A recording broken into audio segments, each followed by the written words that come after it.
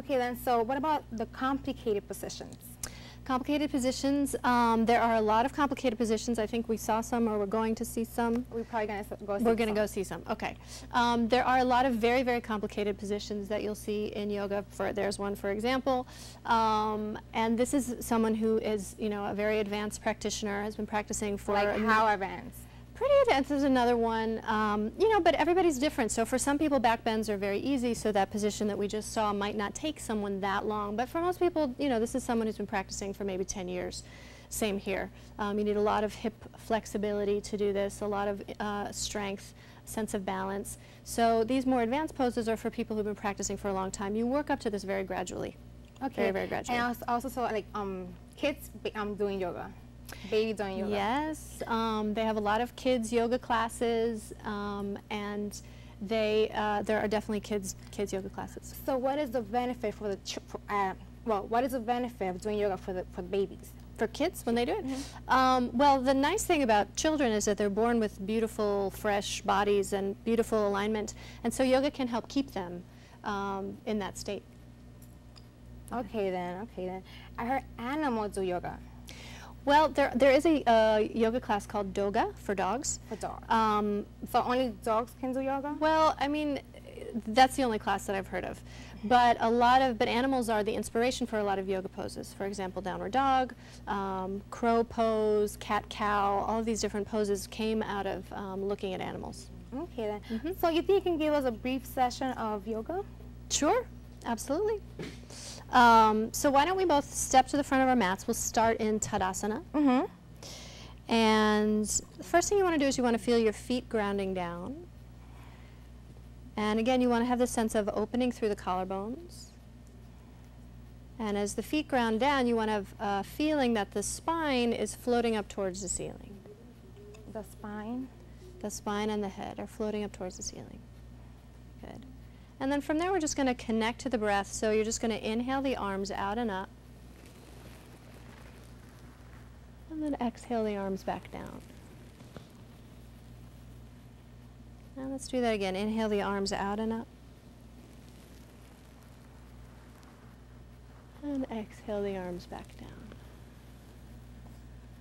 One more time. Inhale the arms out and up. This time, exhale as you fold over the legs. And you can bend the knees here, that's fine. Bend the knees? You can, yeah, if that's going to be easier, since this is a big forward bend and we haven't done much of a warm-up. And then you're just going to step the right leg back into a lunge. And for example, a person like me is a beginner. Like this is something I'll do the first day. You can do this, the yeah. class. Yep. And there are modifications, like if this feels too low, you can get yoga blocks and that'll bring you up a little bit higher. You can also put your back knee down on the ground. That's another modification that you could do if you got to a class and you felt like this was a little bit too much. Okay. Mm-hmm. Then we're going to place the hands down, press the knuckles and the palms into the mat, and step back to downward dog. And you really want to draw the legs back so you get a lot of length in the spine. Good. And then here you're going to inhale forward, coming to like the top of a push-up. This is called plank pose. And what is this pose for? You build a lot of strength in the core, strength in the arms. And then you're going to slowly lower all the way down to the ground. Good. And then you're going to point your toes. Keep your lower ribs on the ground and just open up through the heart, coming up to baby cobra.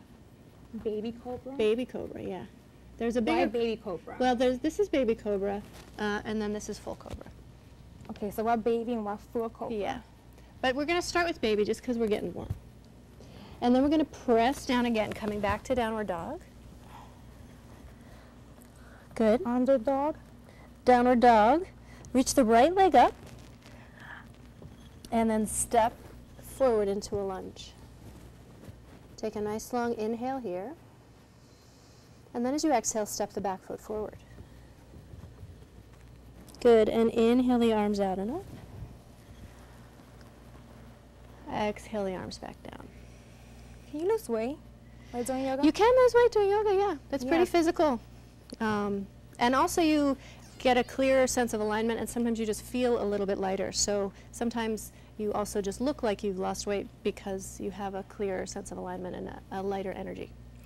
But yoga is a sport? It's not a sport. It can be very athletic. I mean, you can, depending on how it's taught, it can be pretty vigorous. But it's not a sport because it involves this other stuff like meditation and breathing and all of that. Okay, so we can continue. Do you want to do the left side? Yeah. This is a series called a Step Back, Okay. which is a preparation for a sun salutation. And sun salutations are very common in Vinyasa Yoga and Ashtanga Yoga. Vinyasa and Ashtanga. Yeah, it's a way to yoga. kind of warm up the body. Okay. So we're going to inhale the arms out and up.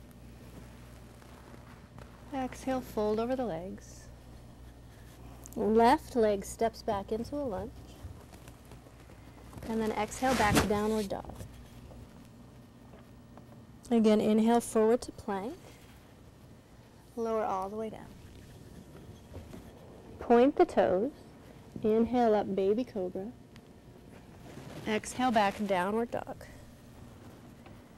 Lift the left leg and step it forward into a lunge. Inhale here. Exhale, step the right foot forward. Inhale, reach the arms out and up. Exhale the arms back down. So that's something you do several times to get yourself warm and prepared for other asanas. And it's supposed to be relaxing. Well, yeah, but it's also kind of energizing. Forward bends are said to be soothing for the spine. Backward bends are said to be stimulating for the spine. So this combination, this combines both. Yeah. So it's supposed to bring you into a state of energized relaxation. So there's any position that's helpful for any body parts? Well, there are many different positions which are particularly good for certain things. But you want to, it's also very helpful to do those positions within the context of a whole class. Within the context of most yoga classes, you want to include certain things, and you always end with Shavasana, which, should I actually, well, okay, I'll show you. So Shavasana is called corpse pose, and it ends every yoga class, and it's just really this. And it's a practice in letting go, and it's also a chance for the body to absorb the practice. So you stay there for, depending on the class, sometimes up to 10 minutes. So what are the benefits of practicing yoga? There are a lot of benefits of practicing yoga. There's enhanced flexibility, enhanced strength. Also, it works on the nervous system, so that your nervous system tends to come in balance. A lot of people find relief from depression through doing yoga. And if you practice with a certain mindfulness, you can also learn a lot about yourself and come to have a greater sense of ease in the rest of your life. Okay, that's really nice to know. Okay, thank you so much for being here, Amy. Thank you for having me. Okay, so we're going to be right back with Professor Perez.